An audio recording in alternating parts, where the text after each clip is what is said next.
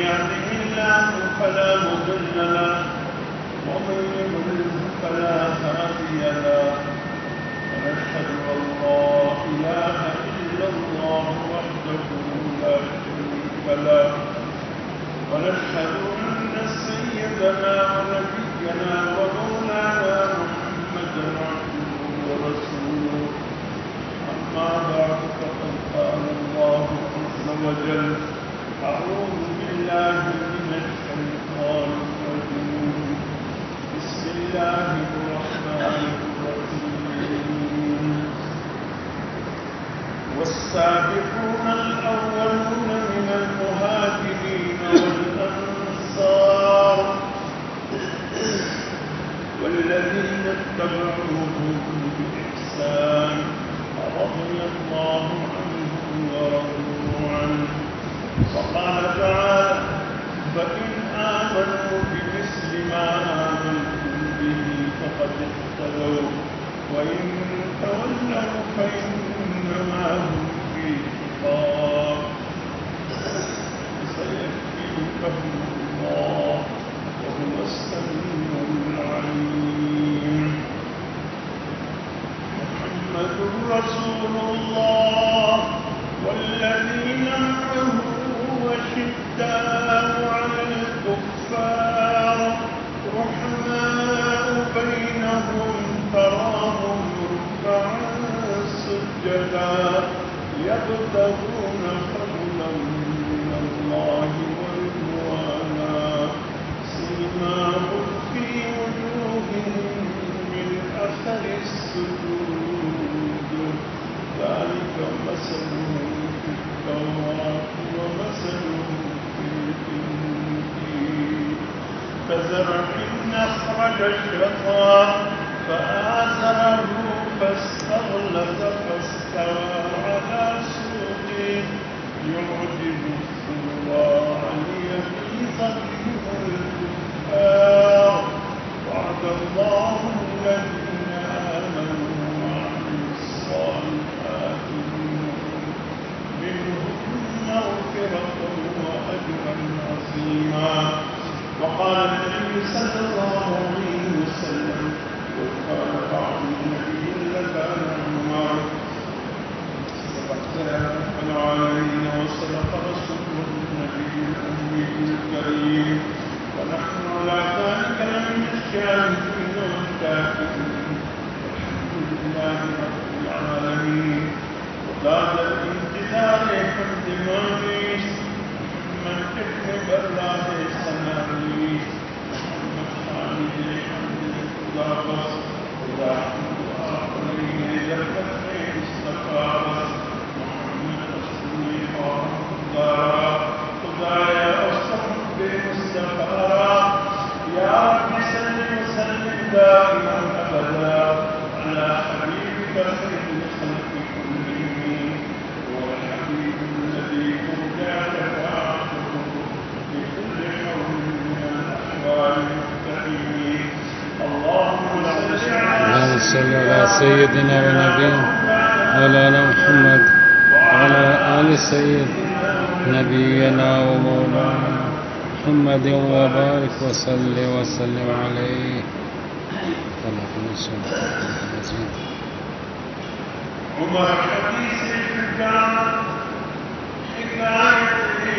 تنزيل عمر شكوى قيادة السيد توكيل عمر بنا صداقه لارتبر رمضان عمر يشكر الحكم صيد سردوا أسنان عمر قابل عمر قبول عمر مقبول عمر قابل عمر قبول عمر مقبول عمر دعاء ويندر عمر مهادي رسول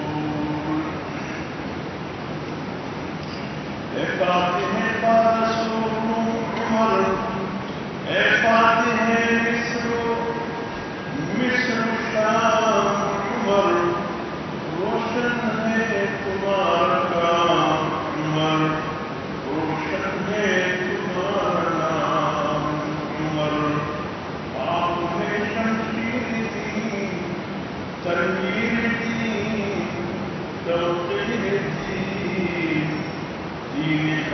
انما فاروق اعظم ہے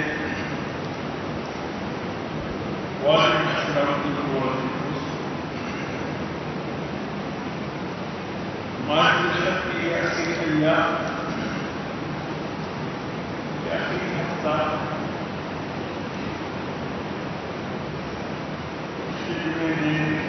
کیا تھا اتحاد کے ایام قربانی سے مالا مال کہیں پر شہادت عثمان سے ذلت کے یہ ایام ہمیں خون عثمان سے رنگین نظر آتے ہیں باقی خون جو دین اسلام کے اقدار کے لیے بہا ہے منافقین مفسدین سازشیوں نے بظاہر کلمہ پڑھنے والے اور حقیقت کے نکاح سے بھرے ہوئے لوگ یاد رکھیں اسلام کو خطرہ دین کو خطرہ کبھی بھی ملت کفر سے نہیں کفر ہمیشہ مسلمانوں سے لرزہ بر اندام رہا ہے آنے سے سامنے کترایا اور جب آئے ہیں تو الحمدللہ منہ کے بل گئے تاریخ بیان کرنے کا وقت نہیں صرف تاریخ کے ایک وقت آپ حضرات کے دلوں تک پہنچانا چاہتے ہیں اور اسی پر آپ پورے ملت اسلامیہ اور تاریخ اسلامی کو قیاس کریں ایک معرکہ کا صبح کفار سے لڑنا مسلمانوں کی تعداد بہت بڑھتی واپس سے 3 گنا یا 4 گنا زیادہ رات کا وقت امیر المجاہدین کمانڈر ان چیف ملت اسلامیہ حضرت سیدنا ابو عبیدہ بن الجراح امین هذه الامه رضی اللہ تعالی عنہ اپنے خیمے میں اچانک حضرت خالد بن ولید داخل ہوئے امیر کو پریشانی میں دیکھ کر فرمایا یا امیر کچھ پریشانی ہے فرمایا خالد پریشانی کیوں نہ مسلمانوں کی تعداد کتنی ہے اور کفار کی تعداد کتنی ہے اور کل کو انسان کی رنگ پڑے گا اللہ کی مدد کو شاید یہ حال ہے پھر بھی افرادی قوت کی لحاظ سے ہم بہت کم حضرت خالد بن ولید مسکرایا اور فرمانے لگے امیر گھبرائیے مت جب صبح معرکے کی تیاری ہو ابتداءً آپ مجھے 70 مجاہد دیے اس کے بعد تم دیکھیں گے وقت صبح جب ہوا تو حضرت ابو عبیدہ بن الجراح نے 1 2 3 4 10 20 30 40 69 کی تعداد میں افراد خالد کی حوالے کر دیے فرمایا بھی میں نے تو 70 مانگی تھی آپ کو 69 دے دیے فرمایا خالد 70 میں سے کو جس میں تعداد پوری ہے اس طرح فرمایا اس طرح تو خیال ہی نہیں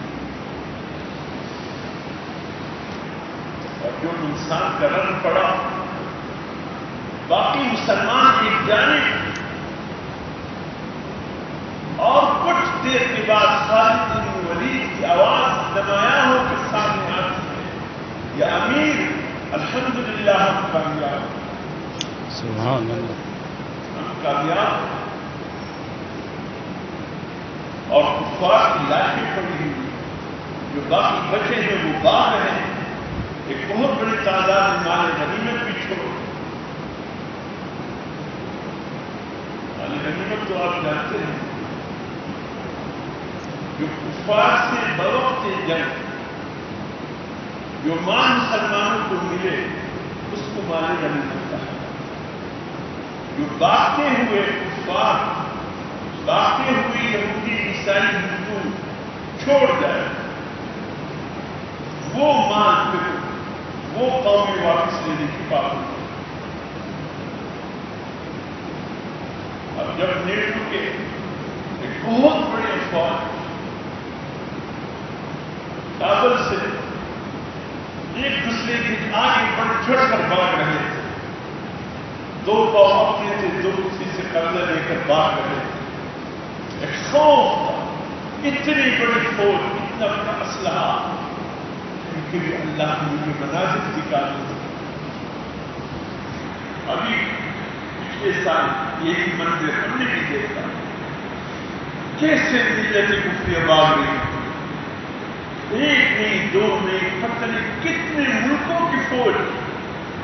ان کا خلاصہ عربی آباد خلاصہ ایک دوسرے سے آگے بڑھ کر جا رہا, جو ساتھ تھا یہ بوجھ بن رہا ہے, اس کو بھی گراؤ, اس کو بھی گراؤ, اس کو بھی گراؤ, اس کو بھی گراؤ. آخری فوجی کی تصویر اب بھی آپ کے موبائلوں میں اگر ہو تو ہو کہ آخری امریکی فوجی ہے جو کابل سے نکل رہا. حالانکہ دور دور تک طالبان کا درد ایک خوف کا اثر جو ان پہ جاری ہو گئی. اللہ نے اس وقت بھی ہمیں یہ نظاری دیا, اور اس وقت وہ غازیان اسلام اور مجاہدین اسلام حیرت میں پڑ گئے.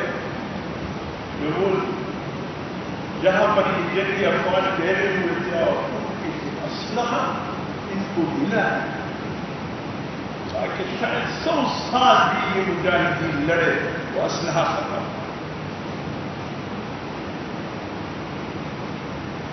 اب پھر وہ ڈالر کی شکل میں وہ اسلحہ کیا ہے, کیا گاڑیاں شہر میں ڈوب جائیں. واقعی ایک یہ تو اس دور کی بات ہے. اس وقت کے خالد بن ولید کی اب بات سمجھ میں آ رہی ہے, اب بات سمجھ میں آ رہی کہ 70,000 کو کیسے گرا. بات سمجھ میں آ رہی ہے. وہ تو براہ راست اللہ کی مدد و نصرت کو دیکھ رہے ہیں, وہ تو براہ راست اللہ کی فرشتوں کی آمد کو دیکھ رہے ہیں.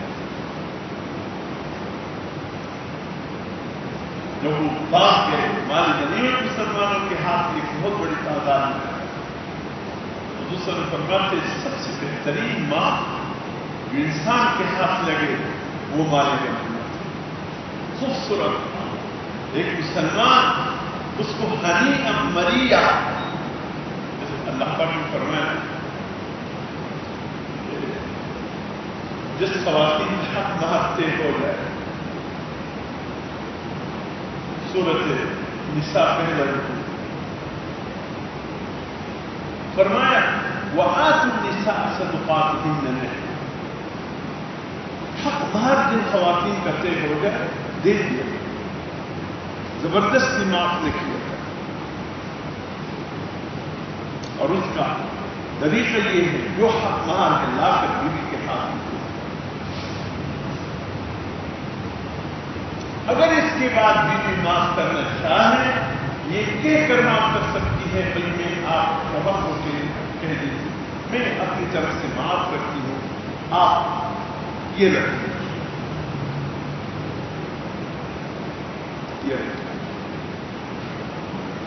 اس کے بعد شوہر فَإِن طِبْنَ لَكُمْ عَنْ شَيْءٍ, اگر بیوی حق مارنے سے سب یا کچھ معاف کر دے, سب یا کچھ معاف کر دے, اللہ کیا فرماتے فَكُلُوهُ هَنِيئًا مَرِيئًا.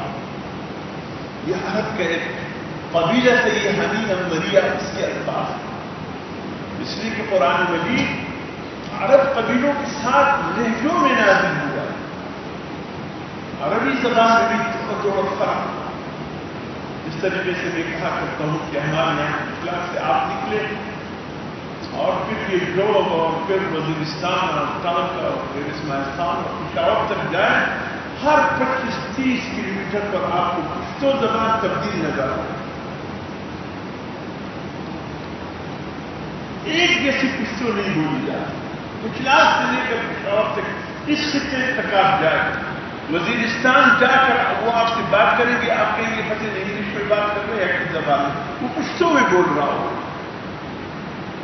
جب وہ وزیرستانی مجھے تعلق کی دعوت دے رہا ہے تو میں اس کو کہتا ہوں بس ٹھیک ہوں. اس نے کہا آپ نے جواب نہیں دیا. میں نے کہا کیا جواب دوں، کیا کہہ رہا ہے؟ انہوں نے کہا میرے ساتھ چائے پیو. میں نے کہا واللہ کہ ایک لفظ بھی سمجھ میں آ رہا کہ اس نے کہا کیا ہے. ٹانگ، بنو، وزیرستان، شمالی جنوبی، ان کا تو ایک لفظ خود پٹھانوں کو سمجھ میں نہیں آتا. تو اس خطے میں ہر 25-30-35 کلومیٹر پر گجرات سے لے کر پشاور تک آپ کو پشتو زبان میں تبدیلی محسوس ہوگا، اور اسی حال سب زبان میں. دو پنجابی آپس میں گفتگو کر رہے تھے، اتفاق کی بات ہے، پرانی بات ہے. وہ ایک نے دوسرے کے بعد کسی فیصل آباد ہے تو نہیں، اس نے کہا تو نے کس طرح پیش آنا تھا، پڑھا لے کہ فیصل آبادی ہے. تو اب فیصل آبادی اور سیالکوٹی اور لاہوری وہاں کی پنجابی میں بھی فرق ہے. لاہوری کہے گی کہ یہ پنجابی تو بول رہے ہیں لیکن لاہوری کا پنجابی نہیں، یہ فیصل آباد کا پنجابی. تو ہر زبان میں کچھ نہ کچھ فرق محسوس ہو. تو عرب کی جو لغات تھے وہ 7 لغات تھے. 7 عرب کے قوم قبیلے میں جو عربی پڑھی جاتی ہے 7. اور اللہ کی شان یہ 7 کے 7 لغات اللہ کے قرآن میں موجود ہیں، 7 کے 7. اب فکلوہ ہنیئا مریئا، یہ لفظ پھر ایک عجیب، بالکل یوں سمجھ لیجیے کہ خانہ بدوش قبیلہ. یہ ہنیئا مریئا کے الفاظ اللہ پاک اس زبان میں ڈالتے ہیں. کاؤ ہمارے اردو میں کہتے ہیں نا بھئی کاؤ رچ بس کے، کاؤ رچ بس کے یعنی کلے دل سے کاؤ. تو اللہ پاک کا جو بھی مہار معاف کرے شوہر کو کہا اب اس کو کھاؤ رچ بس کے، اب تمہارے لیے حلال ہے. وہ نہ کرو کہ حق معاف کرنے کے نہیں کرنے، پھر ناراضگی. وہ بھی کیا سمجھتی ہے کہ ایسا تو عمر پر ناراضگی ہوگی، نہ چاہتی ہوئی بھی وہ حق معاف کرتی. یہ غلط ہے، خلاف قانون، خلاف شریعت. حتیٰ کہ اگر کچھ حصہ بیوی نے لے لیا، کچھ معاف کر لیا، حدیث میں آتا ہے اگر کوئی شخص نیا کاروبار کرنا چاہتا ہو وہ بیوی سے کہے کہ اس حق مہر میں سے 10-20-50-100 روپے دے دو، وہ اس کاروبار میں لگاؤ. یہ کاروبار اگر سال میں آگے بڑھے گا، یہ مہینے میں آگے بڑھے گا. اس حق مہر کی رقم کو بھی اتنا عظیم یعنی حلال رزق کہا گیا. تو اس نے فرمایا سب سے بہترین مال غنیمت سے، اس کے بعد تجارت، اس کے بعد باقی پیشیات. بعض لوگ تجارت کو پہلے نمبر پہ رکھتے ہیں، میں حدیث سے پتہ چلتا ہے کہ مال غنیمت سب سے بہترین. تو حضرت خالد ولید ساتھیوں کو لے کر ابو بن جراح کے سامنے آ گئے. 1 2 3 4 5 7 5 کون سا خالد یہ تو 66 آ گئے، وہ 4 کہاں چلے گئے؟ 4 نہیں ہے، اس میں کم ہے. کہاں کم؟ شہید تو نہیں ہو گئے. کچھ دیر کے بعد مجاہدین ساتھی زخمی حالت میں ان 4 کو لے کر آ گئے، یعنی وہ بھی زندہ تھے. پھر اللہ نے ان کی زخموں کو بھی بھر دیا. ایک بھی دشمن کے مقابلے میں اللہ نے اس کی مدد کی. دشمن تہتے ہو گئے 70 %. حضرت ابو بن جراح نے خالد ولید نے پوچھا، حضرت ابو بن جراح نے خالد ولید سے پوچھا یا خالد یہ 70 کو لے کر 70,000 میں کیسے چلے گئے؟ فرمایا امیر اللہ پاک نے مسلمان جس کے دل میں کلمہ ہے، اللہ کا ذکر جاری ہے، اللہ فرماتے ہیں اس کی مثال زندے کی ہے اور کفار کی مثال مردے کی ہے. برحال ایک زندے کے سامنے مردے کی کیا ہے؟ سبحان اللہ. یہ کلمے سے محروم تھے, یہ دین سے محروم تھے, یہ مردے تھے, ہم زندہ تھے. ان کی دل میں باغنے کی ایک طلب کی آرزو تھی, جان بچا کر باغے, اور ہمارے دلوں میں شہید ہونے کی آرزو تھی کہ اللہ کے دین پر ہم شہید ہو جائیں. اب جو شہادت کا آرزو رکھتا ہے اور دوسرے کو زندگی سے پیار ہوتی ہے, بھلا وہ زندگی سے پیار رکھنے والا شہادت کے آرزو رکھنے والے کو کیسے شکست دے سکتا ہے؟ شہید تو باغی گا اس کے پیچھے, اور وہ دوسرا جان بچا کر باغی کی کوشش کرے گا. اللہ یہ نظارے کے. تو میرے محترم دوستوں, یہ ذی الحج کی ایام, حضرت عثمان غنی رضی اللہ تعالیٰ, یہ میں نے یہ کہا آپ سے, جو جملہ کہہ کر بات آگے بڑھاتا ہوں کر رہے ادھر, کہ جتنا نقصان اپنوں منافقین نے پہنچایا, خدا کی قسم کفار نے اسلام کو نقصان دیا. اور قرآن مجید سورۃ توبہ, خدا کی قسم آج بھی سورۃ توبہ ان ملت کفریہ کے لیے ایک برہنہ شمشیر کی مانند ہے. سورۃ توبہ کو جب پڑھتے ہیں ان پر لذت طاری ہو جاتا ہے. کئی دفعہ برطانیہ کے وزیر اعظم بلکہ وکٹوریہ کے زمانے کا, پرانے لوگوں کو یاد ہوگا, غالباً یہ 1925 کی بات نہیں کر رہا ہوتا ہے, اس وقت مل کے وکٹوریہ کا زمانہ تھا برطانیہ کا, اس کے وزیر اعظم کا وزیر اعظم گلیڈسٹون, یہ برطانیہ کا وزیر اعظم تھا 1925 کی بات. اس نے اسمبلی میں آ کر کہا, مسلمانوں تم اس قرآن سے اپنے آپ کو بری ذمہ کر دو, کہ ہم جانے یا قرآن جانے, اگر نہیں کر سکتے, تمہارا ایمان ہے, دین ہے قرآن, تو پھر اتنے تو کرو, سورہ توبہ کو قرآن سے نکال. یہ سورہ توبہ ہمارے اوپر ایک ننگی تلوار لٹک رہی ہے. جب ہم اس کو پڑھتے ہیں دیکھتے ہیں, ہم سمجھتے کہ ابھی ہم پہ گرا, ابھی ہم پہ. سورہ توبہ میں اللہ نے یہ فرما دیا, غضبناک کہ ملت کفریہ کچھ بھی نہیں, ان کا حیثیت کچھ بھی نہیں. اصل خطرہ مسلمانوں جو تم کو ہے منافقین سے, جو کہلاتے اپنے ہیں کام ان کے, جنہوں نے ہر دور میں اسلام کو بھی نقصان پہنچایا, دین کو بھی نقصان. اور اللہ پاک اس قدر غضبناک ہے, اس قدر غضبناک ہے قرآن مجید میں منافق ہے, کہ اس قدر غضبناک اللہ کسی کافر کی بھی نہیں. ما ان المنافقین فی الدرک الاسفل من النار, بے شک منافقین جہنم کے سب سے نیچے طبقے, کفار بھی اس سے اوپر کے طبقے. منافق کو اللہ انتہائی سخت ترین جہنم کے عذاب میں رکھے گا, فی الدرک الاسفل من النار.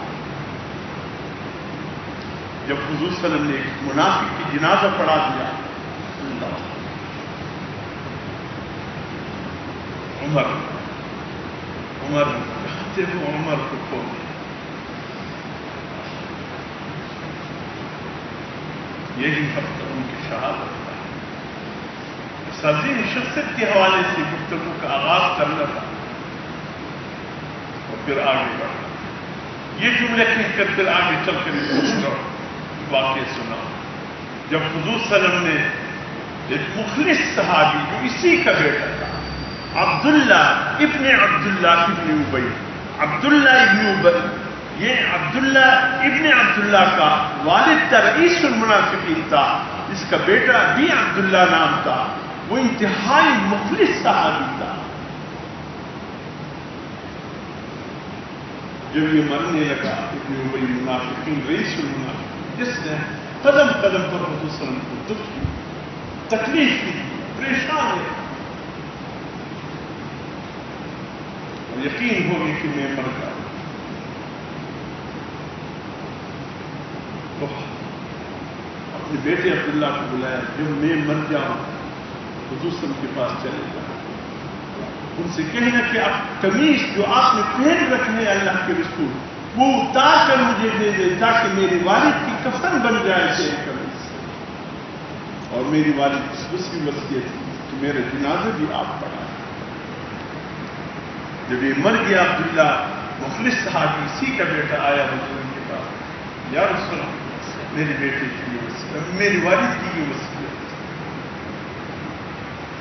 کہتے بیٹے نے اپنی باپ سے کہا، ابا جان تیری منافقت نے کچھ چھوڑا ہے کہ حضور صلی اللہ علیہ وسلم اپنا قمیص تمہیں دینے بطور کفن کے، اور جنازے بھی حضور صلی اللہ علیہ وسلم تیرا پڑا ہے، تو نے کچھ چھوڑا ہے؟ والد کا ایک جملہ تھا، کہا بیٹے عبداللہ میں نے کچھ بھی نہیں چھوڑا، لیکن اللہ کے رسول کی رحمت بڑی گزرا ہے۔ آپ کے جب وہ مر گیا آیا میرے والد نے یہ کہا، اچانک سب اٹھایا، کہا ٹھیک گھر سے قمیص مبارک منگوایا، وہ پہنا، جو قمیص آپ نے پہن رکھا تھا وہ دے دیا، لے جاؤ اپنی والد کو۔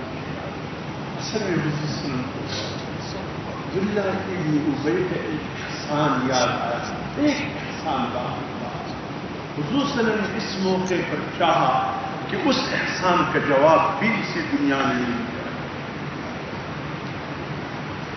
جس وقت حضرت عباس ایمان نہیں لائے تھے بدر کے موقع پر، جب وہ جنگ کے حضور صلی اللہ علیہ وسلم کی چرچا جنگ کی قیدی بن کر کفار کی طرف سے آ گئے، حضور صلی اللہ علیہ وسلم نے اپنے چچا کو دیکھا کہ بدل پر جو قمیص تھا وہ جگہ جگہ سے پھٹ گیا تھا۔ ایک تو اس وقت چچا کفار کی طرف سے جنگ کی قیدی بن کر آیا تھا، دوسرا حضرت عباس جو حسن کے چچا تھے وہ قد کے کافی بڑا تھا، کافی بڑا تھا۔ حضور صلی اللہ علیہ وسلم نے مدینے میں اطلاع بھجوائی، بھائی کسی کا قد اتنا ہے جیسے حضرت عباس کا قدر یہ قد ہے کہ کوئی اپنے گھر سے قمیص لے آئے تاکہ میں اپنے چچا کو پہنا دوں، جو جنگ قیدی بن کر آیا۔ پورے مدینے میں کسی کا قد اتنا بڑا نہیں تھا سوائے عبداللہ ابن ابی، جو رئیس المنافقین تھا، اس کا قد عبداللہ حضرت عباس کے قد کے برابر تھا۔ تو اس نے اطلاع بھجوائی میں بیچ دوں قمیص، نہ چاہتے ہوئے بھی حضور صلی اللہ علیہ وسلم نے دے دیا کہ چچا کو وہ قمیص بہت زیادہ پڑ گیا۔ حضور صلی اللہ علیہ وسلم فرمایا بھجوا دو، اس نے بھجوایا۔ حضور صلی اللہ علیہ وسلم نے وہ قمیص اٹھنے وہی رئیس المنافقین کی طرف سے آیا تھا وہ اٹھا کر اپنی چچا حضرت عباس کو پہنا۔ اب یہ ایک احسان تھا ابن ابی رئیس المنافقین کا کہ دیکھو میں نے اپنا قمیص حضور صلی اللہ علیہ وسلم کی چچا کو دیا ہے۔ وہ جو بدبخت ہوتے ہیں نا، اب کوئی احسان کیا ہوگا کیا کہتے ہیں، اچھا ساری بجلی سنوں میں ہوگی تو یعنی میں نے تم پہ اتنے احسانات کیے اور تم میرے سامنے کیوں کی باتیں کر رہے ہو؟ بھول گئے تمہارے گھر میں نمک نہیں تھا میں نے نمک دیا، یہ بھی احسان کے طور پر جتاتے۔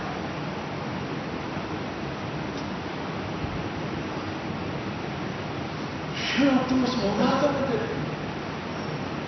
حیت نے سکھی پلانے وقت اس دائر میں سکھی پکا دے مادر کرے بتا تمہا سمرے احسانات دی تو سو ماتر ہونے دے 10 روپے بھی ورکڑی ہوتی بتا سی احسان اور احسان کی 10 روپے دیا ہوگا وہ بھی احسان۔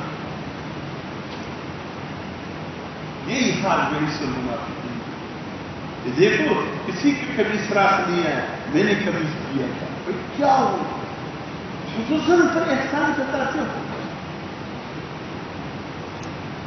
یہ ایک احسان اس بدبخت کا یا احسان سمجھ لیجیے، لیکن حضور صلی اللہ علیہ وسلم پر یہ جتاتا تھا اب جب اس نے قمیص کا مطالبہ کیا حضور صلی اللہ علیہ وسلم کو چچا کو قمیص یاد آیا، فرمایا لے جاؤ میرے لیے قمیص پہنا دو تاکہ اس کے اس احسان کا بدلہ بھی اتر جائے دنیا مسئلہ نہیں۔ اور اس کے بیٹے سے کہا جب جنازے کی تیاری کیا، جب جنازہ تیار ہو جائے آؤں پڑھاؤں بارہ جو کفران مچے ہے صحابہ اکرام میں، ازواج مطہرات کہ حجروں میں کوئی ایک الگ داستان ہے، لیکن حضور صلی اللہ علیہ وسلم چلے گئے، کوئی بھی ہمت نہیں کر سکے کہ حضور صلی اللہ علیہ وسلم کے سامنے آئے، حضور صلی اللہ علیہ وسلم کو رو کے یا رسول اللہ ابن ابی کو آپ نہیں پہچانتے، کتنا دکھ پہنچایا آپ کو، کتنا تکلیف پہنچایا، حضرت عائشہ کو کتنا رلایا اس بدبخت نے، یا رسول اللہ آپ اس کی تمام جرائم بھول گئے۔ حضور صلی اللہ علیہ وسلم کون تھا جو سامنے آیا؟ عمر، حضرت عمر رضی اللہ عنہ، کسی کی عمر نے کھڑے ہو کر کے یا رسول اللہ آپ اس کی تمام وہ جو اس بدبخت نے مسلمانوں کو دکھ پہنچایا آپ اس کے وہ دکھ اور درد بھول گئے۔ حضور صلی اللہ علیہ وسلم نے فرمایا عمر تم غیرت کی باتیں کرتے ہو، اس وقت میری رحمت کا تقاضا یہ ہے کہ میں جنازہ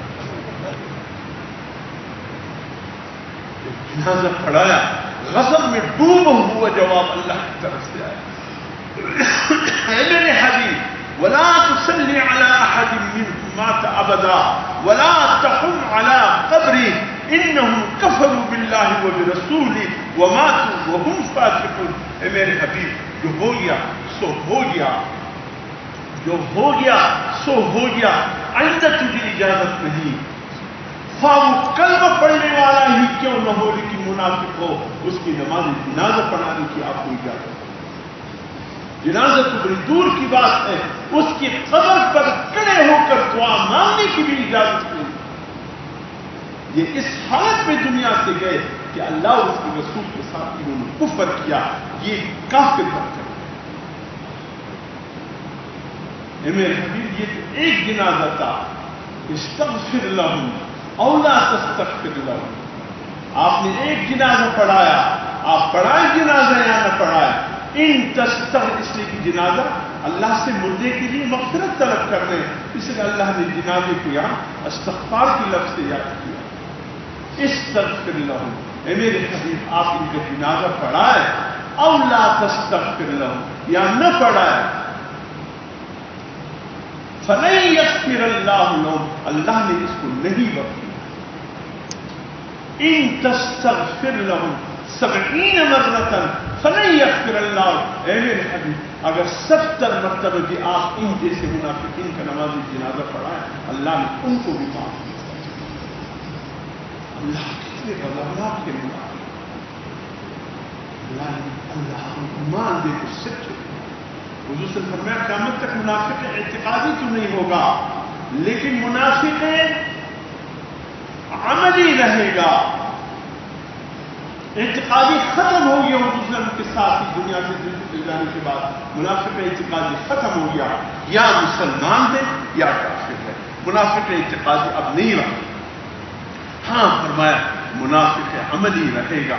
اللہ کیجیے کہ آپ کو منافق عملی سے نکالو، فرمایا اس کی بھی 3 یا 4 نشانیاں ہیں۔ جب بات کرتے ہیں تو جھوٹ بولتا ہے، جو جھوٹ بولتا ہے یہ منافق ہے۔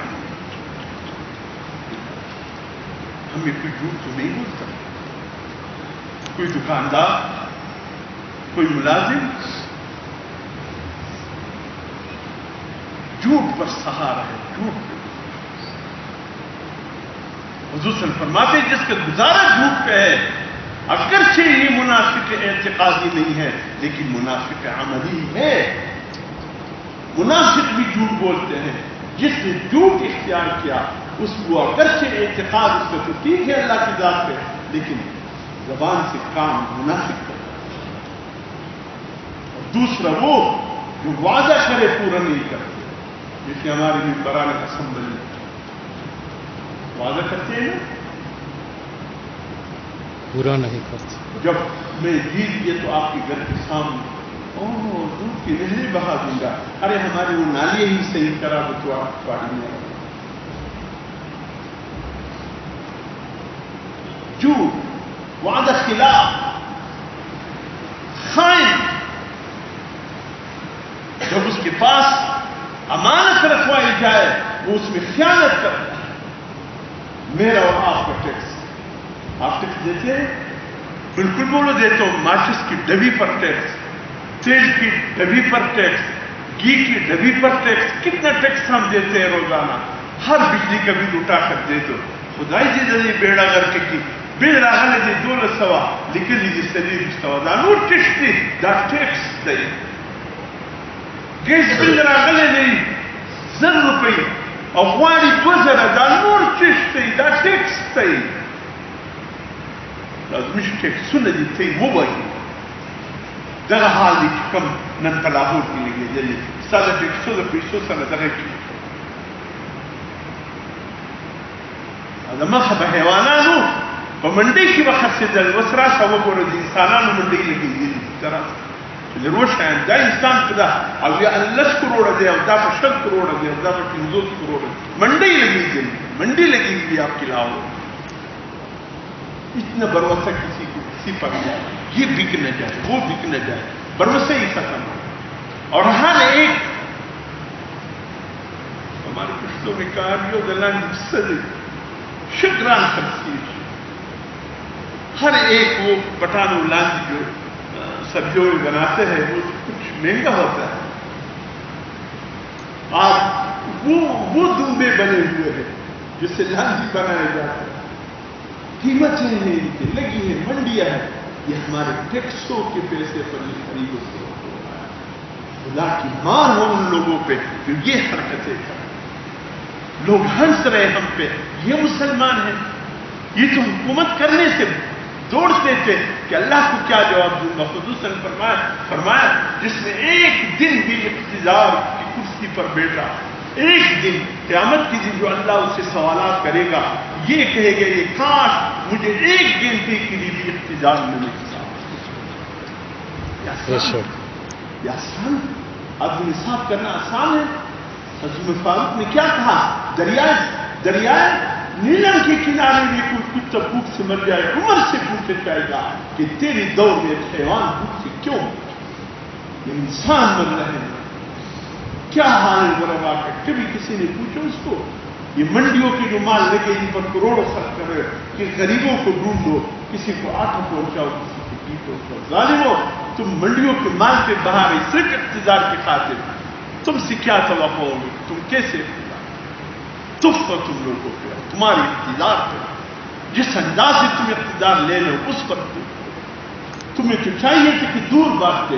تم دنیا بھر کے لوگوں کو کیا پیغام دیتے ہو کہ مسلمان اتنے بھوکے ہیں اقتدار پر آنے کے لیے بہترین پیسہ خرچ کرتے ہیں، اوپر سے عالمی میں کے قرضدار قرضے پہ قرضہ چڑھا ہو، قرضے پہ قرضہ چڑھا.